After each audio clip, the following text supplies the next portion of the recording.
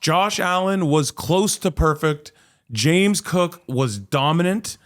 And the defense held Patrick Mahomes to one of his worst career games. Stevie Johnson, what stood out most to you from that Bills win over the Chiefs? The thing that stood out to me, I was going to go with players, but I'm going to switch it up and go with the offensive coordinator and the defensive coordinator. They stood out to me the way they was lining up. So I really appreciate them evolving the offense and the defense against the Kansas City Chiefs. Yes, for me, it was slowing down an offense that everybody in the world thought was unstoppable. When Rashee Rice came back, it was all about the Kansas City Chiefs. Who could stop this group, the best receiving core quarterback in the league, and the Bills slowed them down with many think is a average defense. But collectively, if they play like that, this is definitely a team to get out of the AFC.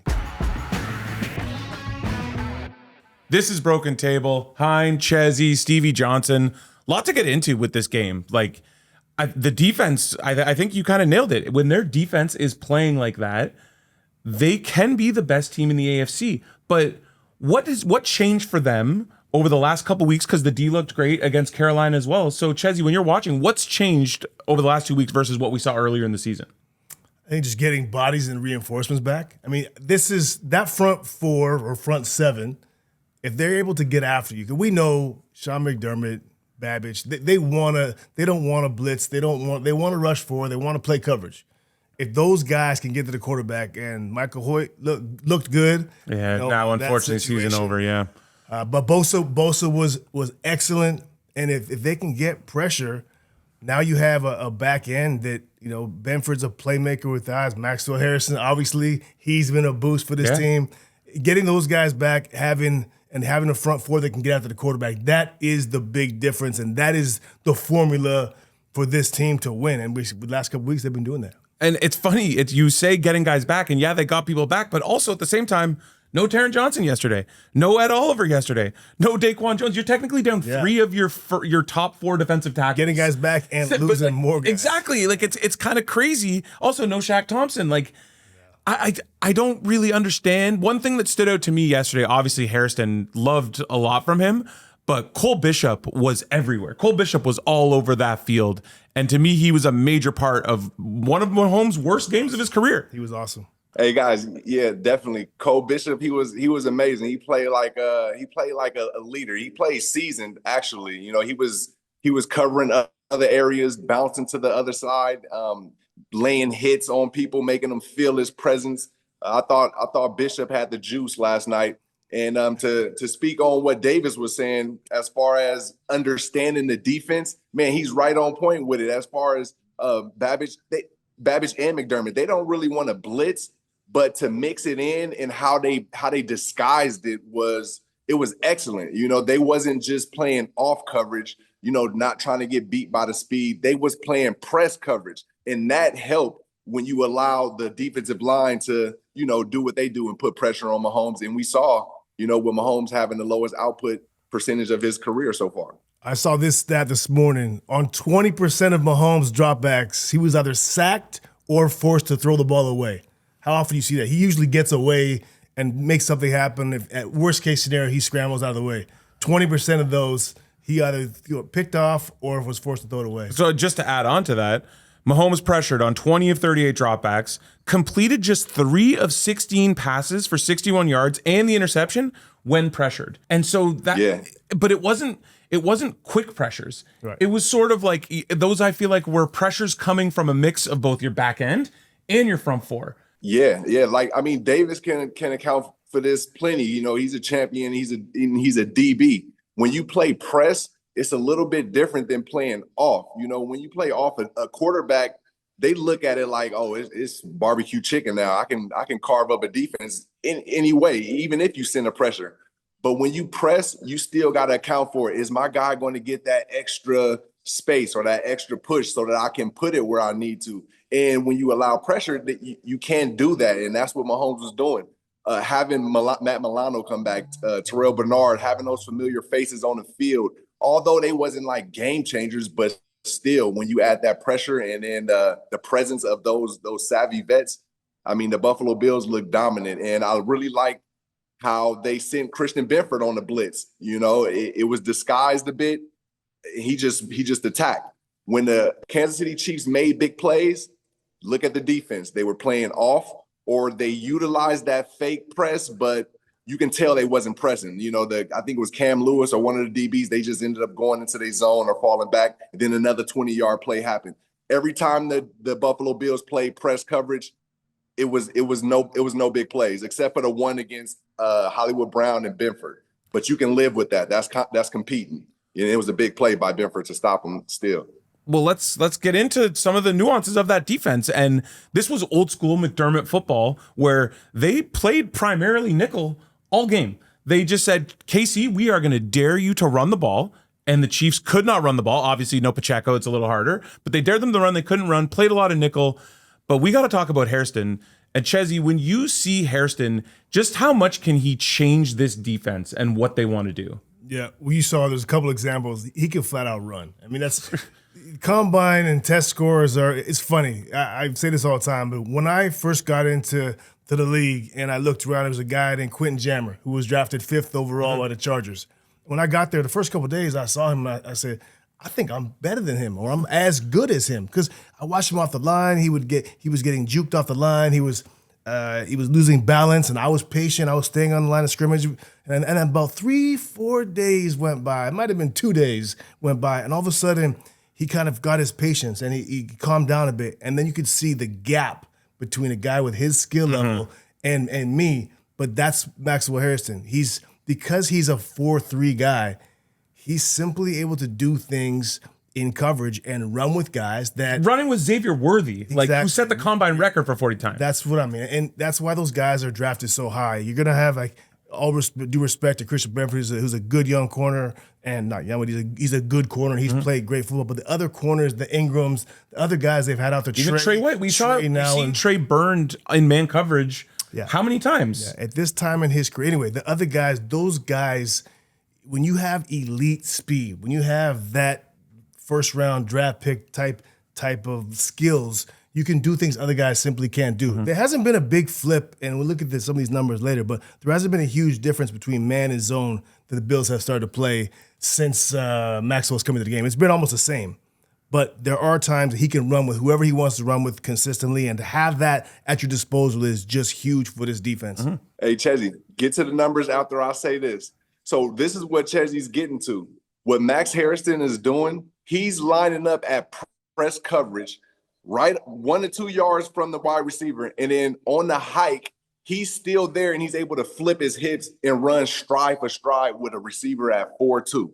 Now, in the past, you don't have guys with that type of speed. So you will see them give away that deception or that coverage, where you playing press or you think it's man-to-man, but then they'll bail a little bit early because they don't have that speed that Max has. Max can stay there man-to-man, one-on-one, and then run with you on the snap of a ball and be stride for stride with you 30 yards down the field. And that's amazing. That does a lot for a team that doesn't want to necessarily play press man or blitz, but they can disguise it very well with Max. Chezzy, what's them numbers you got? Yeah, no, exactly. I think right now, and this is interesting too, is Max is going, and to your point, Stevie and Chris, we talked about it a bit before the show, but Maxwell Harris is going to the boundary, which is the short side of the field, and Christian Benford out to the wider side, which is perfect for their skill sets, because in the boundary, it's that X receivers. You're going to go up against Xavier Worthy, most of those speed outside guys. And to the field, there's more, and that's usually just I got you, me and you, man-to-man, bump and run. Athlete versus athlete type exactly. thing. There's less nuances to it. It's like, it's right here. It's going to happen quickly, and it's, can I run with you? Quick slants, goes, things like that. Versus to the field, it's better for a veteran like Benford, where you get lots of better route runners and route stuff like combinations. You get switch releases. The tight end will motion out. There's more stuff to look at. So they're putting Maxwell to the boundary. You look, they're flipping sides almost every time. Maxwell flips over to the boundary, and that way Benford could use his eyes and his vision to look to the Z side and what guys do over there. But that's what we've seen. Not a lot of change in scheme. I'll tell you real fast. The coverage is last night or versus the Chiefs. It was cover 3. This is coverage snaps only versus pass. Cover 3, 6 snaps. Cover 4, 4 snaps. Cover 1, 4 snaps. Cover 2, 2 snaps. So those were the coverages that we saw. So basically almost even distribution amongst coverages. So now Is Hairston's addition, is this just a massive need? Like, I feel like the Bills have really needed, and we've talked about this before, when they drafted Kyer Elam, he was supposed to be that man corner that was going to change the way they played. And now it seems like they have this in Hairston. So is he just the perfect fit for what this defense needed to kind of unlock their full potential? Yeah, Chezzy just explained it, and Max has showed it in the game. So yeah, he's definitely the piece that was needed. I felt like Kyer was getting there. However, he was going through a lot of penalties and a lot of things that was unfortunate for him. Let's just say the play that Max had, if the ref was to call his arm being over Xavier Worthy, if they called a flag on that, that would have been some BS. That's some stuff that I felt Kyer was dealing with. But to answer your question, yeah, definitely. He is the piece that was missing on defense. So that Babbage can do exactly what he showed last night against the Kansas City Chiefs. I mean, I'll ask you this question, Chris. I mean, that's the question everybody wants to know: is what you saw Sunday night, is that defense good enough to win the AFC? The way they played Sunday, yes. Now, we've seen this before. They beat the Chiefs in the regular season 5 straight times, and then they go and have lost 4 straight in the playoffs, and their defense has been carved up in those games. But this defense looks a little different, and like, this might be dated by the time this comes out because the trade deadline's Tuesday. But to me, losing Hoyt really sucks because that guy seemed like the perfect Swiss Army knife to what that defensive line wanted to do. They nailed their draft pick with Deion Walker. That guy's been amazing at tackle. Ed Oliver being out really, really hurts. Hoyt being out really, really hurts. So can Bean go and make a splash trade? Probably now. I know we've talked about it for weeks about, do they trade for a receiver? Do they trade for a receiver? They probably got to trade for a defensive lineman right now. If you're going to fill a position, that's probably what it is. You know the name that somebody said, which I loved? I don't know if it ever could happen. Buda Baker. When I heard that, I was like, oh. So I read that too. And Buda Baker requested a trade in 2023, I think. So it's like a couple years late. Funny enough, last year I asked you about that. Is like, should they go and get Buda Baker? Yeah, Buda Baker. Yeah, you did. Buda Baker would have been a great fit, but like, you have been very vocal about your thoughts on Taylor Rapp and how Taylor Rapp was really hurting this defense, and it was in the form of blown coverages and missed tackles. Poyer seems to have rediscovered something. So if they can have Poyer turning back the clock for the whole year, and with this, as we said, he's splitting snaps with Jordan Hancock. So if the two of them can do that and Bishop can continue to emerge, then yeah, I think this defense is good enough for them to beat the Chiefs in the playoffs. Yeah, I mean, I always feel like they can beat the Chiefs, but it's just going to come down to a collection. You're going to need the offense to do what they've done. If the defense show up and then the offense come to play and then you barely play Cook or you barely give them the ball, or you don't, or you go away from giving the ball to Khalil, even though Khalil didn't have a big output with the volume he had, it still opened up a lot for other people. It opened up the corner route for Dalton. All of that matters. If the offense choose not to do that and the defense come to play, we might see the Kansas City Chiefs winning in the playoffs again. So it's just a collection. We'll see what happens then. The question I have, and this is where Bills fans got to feel pretty good, because you're not dealing with offenses like in the NFC, because there's a lot of juggernaut, really potent offense in the NFC. Mm-hmm. That's not the case in the AFC. I mean, what other than the Chiefs, which we just saw what happened, so that could definitely repeat. Who in the AFC, what offenses are you really scared of? I mean, everyone has... The way Lamar looked, and I know it was Miami, but if Lamar is back to MVP form, that's the one. I still fear the Ravens. Yeah. Coming in, if it was you're asking before this week, a lot of people would have said the Colts. Sure. But look at what Pittsburgh did. Pittsburgh turned them over 6 times yesterday. So I agree. Like, they're... Jags, they have Trevor Lawrence is the weakness. Chargers, the offensive line's weakness. Denver, is their run game any good? The Patriots, same thing, run game. Are they good enough? That's the thing. If you look at the AFC, a mediocre defense. I don't want to, rain on the Bills parade because that was a mediocre performance. That was a really good performance. But a mediocre defense this year is good enough to get out of the AFC, and that's what I think you kind of gotta. That's the formula that I think you gotta be. That's the one for me. A mediocre defense when your offense is playing as well as the offense did yesterday. And I think Stevie had a bunch of great points that I want to touch on here, but let's start with Shakir, because I think Shakir's average target depth was within like 2 yards. Everything was within the line of scrimmage, but he had 7 catches, 43 yards, but it opened things up downfield. The downfield passing game was there like it hadn't been before. And we saw Elijah Moore make a big play downfield. The play you mentioned, Kincaid, the 47-yard gain. The Kincaid touchdown. Dawson Knox had a 30-yard reception. So I think the Shakir has the gravity of the defense going around him, open things up for everything else downfield. But I think the Bills also told you, hey, this is who we want to get the ball to. Because Kincaid had a ton of targets, Shakir had a ton of targets. I think it was 8 targets for Kincaid, 7 for Shakir. The next highest receiver was Keon Coleman with 2 targets. So they're telling you that these are our guys who we need to get the ball to. So Stevie, when you saw from Kincaid yesterday, what stood out with you? What stood out to you from Kincaid's game last night? And actually on the year, because he seems like the go-to guy now. Yeah, from yesterday's game, Kincaid stood out because of how they utilize him. I want them to utilize him as much as they utilize Khalil, the 1 to 2 yards, 3 yards, 4 yards. But, they still got him in the intermediate route. So with what he done yesterday, as far as being patient, letting his progression come, which means Josh look early and often to Khalil or underneath. And then if the linebackers suck up, then boom, we'll hit Dalton on the backside. And that's what we saw Josh be able to do, manage to get the ball underneath, saw the linebacker step up, and then Josh managed to make a play by tossing that to Dalton Kincaid for a big first down continuously. And that's the script for the team.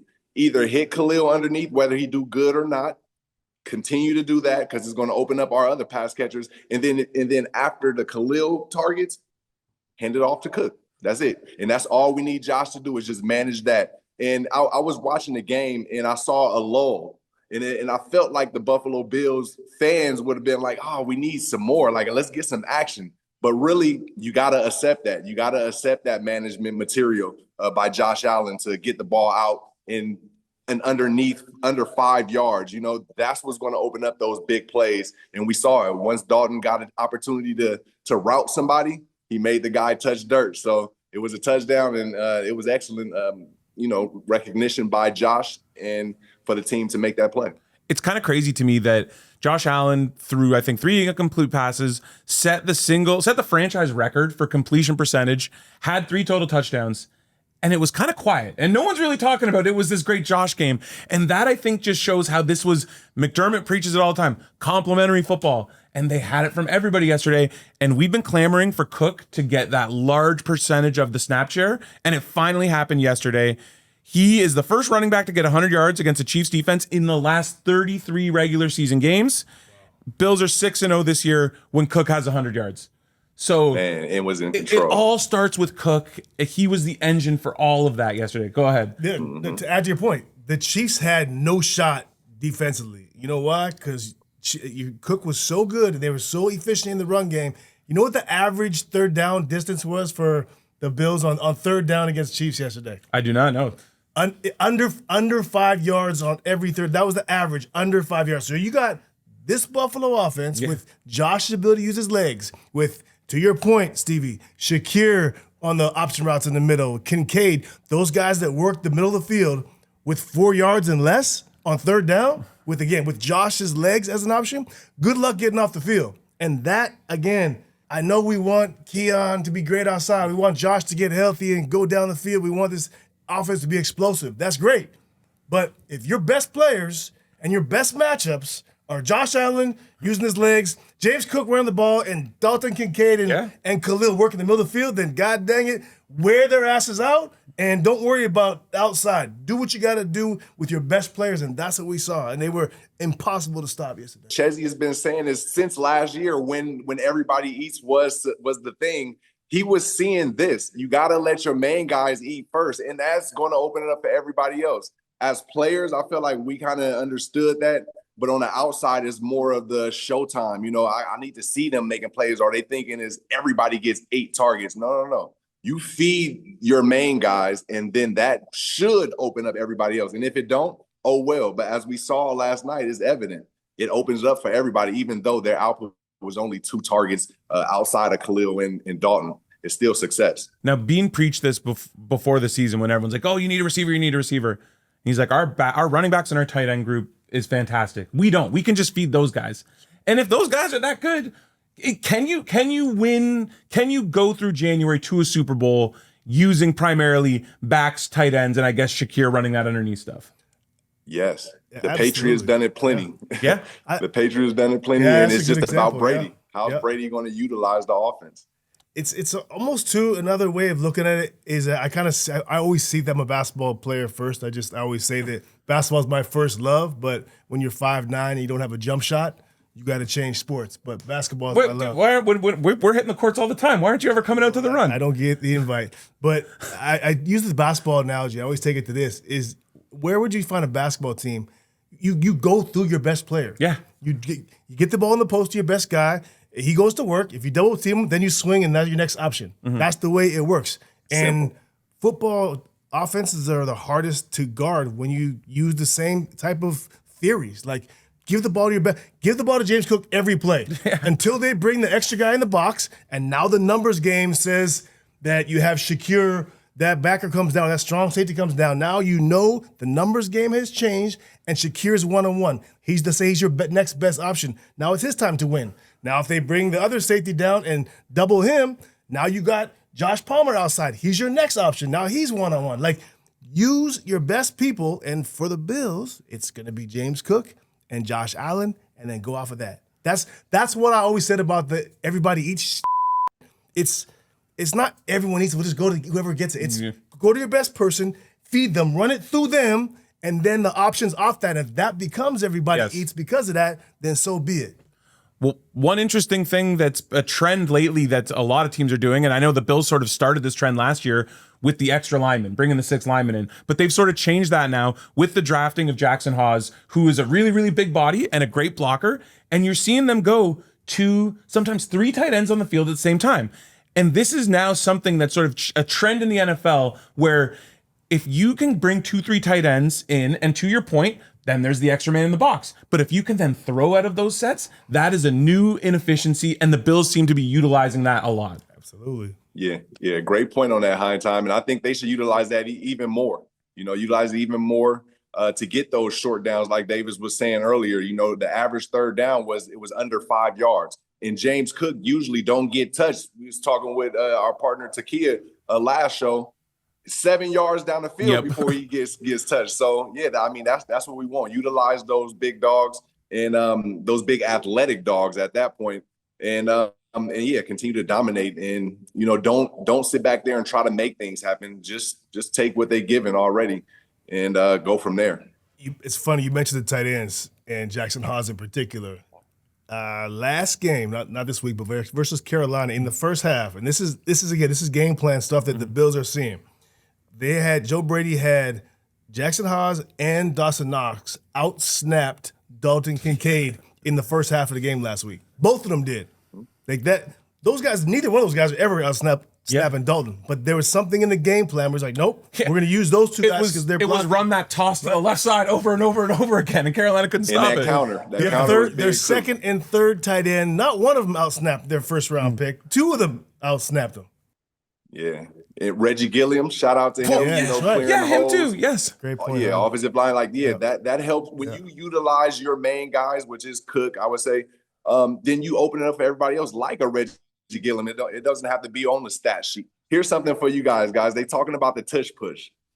I feel like if you utilize the tush push, the person pushing the tush to also get the stats for a touchdown. So when contract talks come around, he's a weapon, If they want to change up rules, they gotta do it all, That's how I feel. Who would out of our group, who would be the best at pushing tushes? Pause. I would say Hein time is our tush pusher. No, but I'll be the lineman. I will be opening up the holes for the. Nah, they gonna expect that already. Yeah. You gotta throw them off. I'm gonna be on the line. They gonna be like, "What's going on?" Then they throw them off. Davis go run through. No, Takia's gonna be the quarterback. Yeah, Hein, you gonna come on the motion like Gilliam, and then we gonna have our guy AK in the backfield to clean up. Aker's the salary cap manager. No, but he's up in the booth. I was gonna say he could only be a running back because of his height, but I don't want to. You're also under 6 feet though, man. So I don't want to. Just barely. Man, yeah. One thing I want to take note of. Stevie has called guys dogs a lot today, and Steve Smith came out and said about Keon Coleman during the week, quote, "You can't teach a dog how to bark." Now, Keon Coleman did not, this was a lot of people were looking at this as a big game for Keon Coleman before the trade deadline. Did the Bills make a move for a receiver? Stevie, when you heard that quote, and I saw you had a couple tweets about this, Steve Smith saying you can't teach a dog how to bark. What were your thoughts when you heard that about Keon Coleman? Yeah, I initially thought that was probably just something to capture the fans because I don't believe in that at all. You can definitely teach a dog how to bark.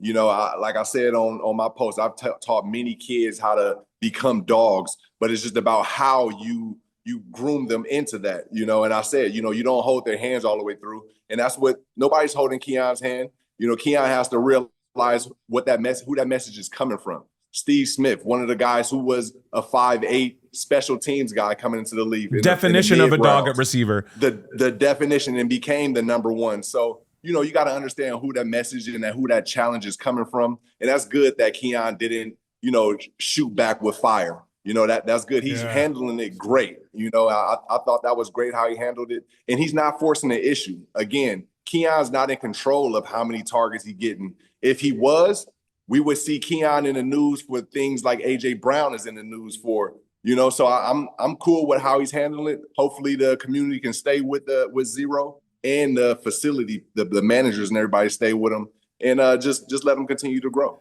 Let me ask you a question about that, because we rarely disagree, Stevie. But I'm gonna call you out on this one, and I'm gonna get your thoughts, because I don't think you can teach a dog how to be a dog. I think you're a guy who is an overachiever and a dog, and you have that in you.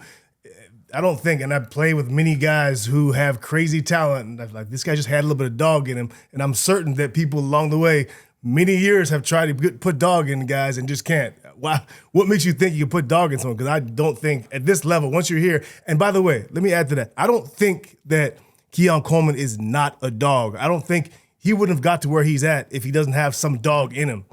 So I just think they have not, maybe at this point he hasn't shown it here, not to say he can't show it, but I just wanted back to like what makes you think, because I disagree with that. Yeah, it really is situation. You got to be with him throughout the day. Let's just say I am with him throughout the day. It starts at practice. Even little routes, like let's say an in route and you run the in route basic, you know, but really to get open, I need you to do certain things and I need you to get to the DB a certain way. And then when you break it off at the top, considering you did the things that we taught, then you gotta command the ball. You know, you gotta get back to the huddle, talk to your quarterback. I don't know the type of communication that he's having with Josh. And again, he don't need to have this communication because he's not the focal point. But let's just say if we're trying to get him to become a dog, when you get in the huddle, you got to talk to your quarterback all the time. Hey, yeah, I'm going to be open on this. You got to say that stuff even though you know you may not be open. Situations, physicality, we can talk about that. That was just the mental side. The physical side, I mean, he's being fair, I would say, because he don't want to get caught with stuff. I don't know what it is. I'm not in there. I'm not hearing the talks. But you can see that he doesn't have that get the F off of me type. You know, he's still trying to be fair. So you can teach that. Okay, look, I'll take it to you right now. So I had a kid in New York.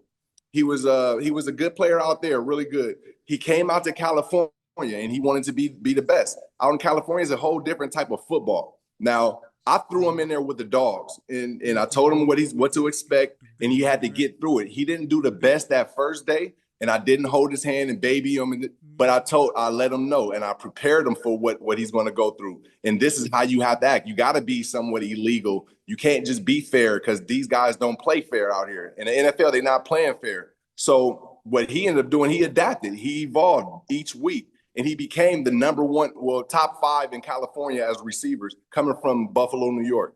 And this kid literally got the dog put in him. You know what I'm saying? So it can be done. It's just a lot of work. You got to have somebody with you, an individual with you. And that's not necessarily in the facility, because they have work that they need to do. Those coaches, those position coaches, you need a guy outside that has that care for you and that can teach you these steps. And I really feel like it could be done, but it takes time and it takes sacrifice, because that player has to also sacrifice being uncomfortable, talking to the quarterback, talking to your coach, showing up early at 4:30 in the morning, just so that people can see you, or so that the facility can see your name is checked in. You know what I mean? You got to do things like that. It's like the game within the game, and all that accounts to being a dog. It don't just happen. You don't just show up and it just happens. You got to have all those pieces. Also, I kind of have a question for both of you guys then. How much of this can also come from confidence? I know you called this out week 2 or something about, hey, maybe they should be using Keon Coleman more in the slot, maybe use his size more to the middle of the field. If the coaching staff adjusts how they use him and maybe he builds that confidence up, is that maybe when like that dog can emerge if you build the confidence up in someone? Absolutely. Yeah, I absolutely think that's the case. I think, again, you mentioned the trade deadline, and there's you can't trade. Keon Coleman is untradeable because you paid almost a first-round pick for him. Mm-hmm. He was first pick in the second round. Yeah, they traded down. Right. So you traded and the Xavier Worthy's pick. Yeah, let's not rub it in. Yes, but you have that for him. You're never getting anything close to that back, and then you're giving up on someone that, to Stevie's point, maybe, or my point, maybe he has something in him. I've been critical of Keon. I've been critical of what I've seen in his skill set, but in a different situation. He reminds me of Anquan Bolden. Mm-hmm. Anquan Bolden has a similar skill set, and Anquan Bolden's a dog, but Anquan Bolden played in the slot, move around, and maybe that's Keon. Maybe you get him the ball in there and he does that. So that's what I would think. And he, maybe with that confidence, to your point, you put him in spots where, he's run after catch, he's big body and he's blocking in there, he's doing other things that get him going, and maybe builds the confidence, and he's just not an burner down the field guy. It's just not him. Hey, and you brought up Anquan Bolden. That's a good one. That just popped my mind and sparked me. So I played with Anquan. Now that ties into exactly what I was saying. So we're on the same page, Chezzy. Anquan comes in at 4:00 in the morning all the time. So you know that he's there. That's already being a dog. And people don't, that's being a squirt. No, that's being a dog. Getting up at 4:00, getting your hot tub, cold tub, all that stuff, going to the meeting room, getting your workout in. He wasn't the rah-rah guy. He also was the guy who was always talking to Kaepernick. This was when I was in San Francisco, always talking to Kaepernick. Out the huddle, he's probably the last one, hey, this and that, and he was getting the volume. So, yeah, it's good for him to continue to build and evolve his dog. Keon is in a position where he's not commanding stuff. He's in a great situation where he don't have to be the number one, but people want him to be the number one. They're expecting him to be the number one. He don't have to be right now. But this is the fire. Right now, he's going through the fire, and he's going to learn in a year or two, and he'll have these qualities. So, yeah, I mean, that was a good point, even with what he said with Anquan Bolden. Anquan Bolden wasn't going to juke you and get all that separation. He was going to be strong. He understood body position and body language and how to control people, and then he used his strength off of that. Keon can do the same thing. He got like a T.O. type of skill set where he gets under you, jam you, and then throws you by. He's like that as opposed to being a juke, but he's able to juke. So that's why I know he can evolve into something special. But right now, they're not forcing the issue by giving him the volume because they don't need to.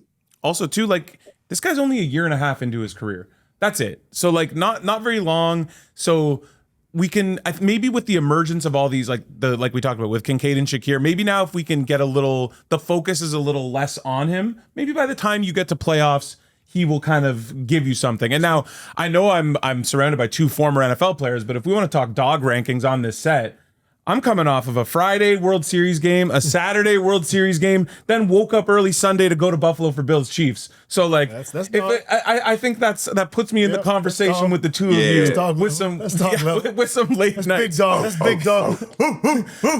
Yeah. All right. Let's finish up with Monday night here.